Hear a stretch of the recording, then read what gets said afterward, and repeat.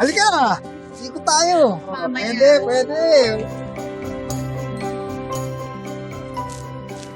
Richard, ikwento mo nga sa amin yung buhay ninyo nung bata ka pa. Uy, Tita Mel, maraming salamat po. Ako po ay isang simpleng bata lang na lumaki sa payak na pamilya. Tricycle driver po ang tatay ko. Tricycle driver. Opo, tricycle Okay. driver. Ilang taon naman ikaw, Richard, no? Nung naging breadwinner ka? Ilang taon yan? Yung talagang kinakailangan kumayod? Kailangan ko pong kumayod nung 16 years old po ako.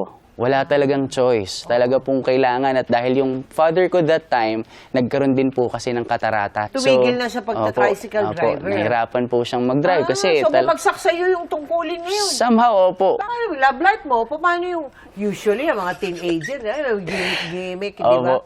Paano yun? Wala po akong paraan para magjowa that time, Tita Mel. Kasi sapat na sapat lang talaga. Sarili ko nga po, kulang na eh. Paano pa pagka nagjowa? Diyan po, enjoy po.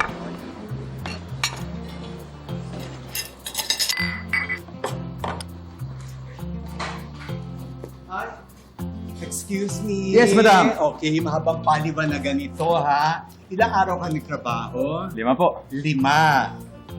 5, ha? 5 times 80 pesos. Alam mo kung magkano yan?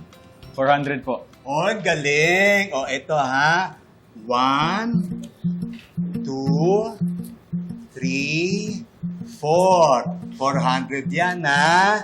Walang labis, walang Ay, kulang. thank you, madam. May pambili na po kami ng bigas. Ay, naku, dapat pasalamat ka sa akin na binigyan kita ng trabaho. Ang hirap ng buhay ngayon. Ha? At mamaya babalik ka night shift. Opo. Kasama yan.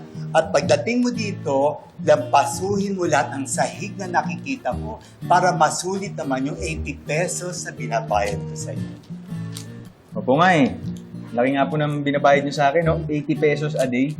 Yayamanin. Ay, maraming yumaman talaga dyan. Mauna na po ako. Pasok pa po ako eh. Saan pupunta? School po. Bago ka umalis, pwede ba pakihugasan yung kaunting plato at kalderong nandoon, ha? Madam, midterms po kasi namin. Malilate po ako. Midterms. O siya, sige, akin na lang muna, balikan. Kung konti lang naman po, pwede kong hugasan.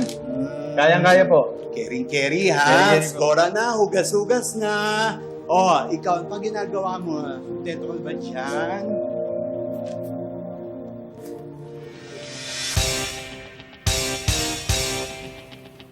Sa pamilya, para sa future. Let's go!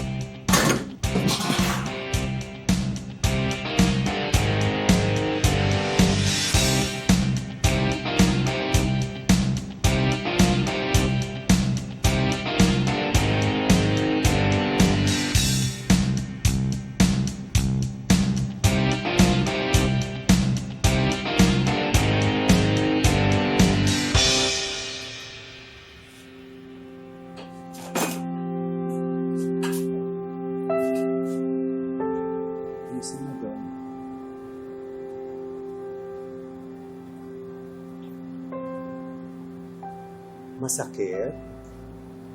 Paltos lang yan. Malayo sa bitukan. Hugasan ko po ba lahat to? Alangan ako. Di ba? Wala akong pake. Di ba dati pa sinabihan na kita, tumigil ka na sa eskwelang yan. Aksaya lang ng oras at isa pa mahirap ka lang, no? Yung taong tulad mo, walang mararating sa buhay. Wala naman po sigurong imposible sa taong nangangarap, di ba po? Oo, wala imposible. Pero tanungin mo rin sarili mo.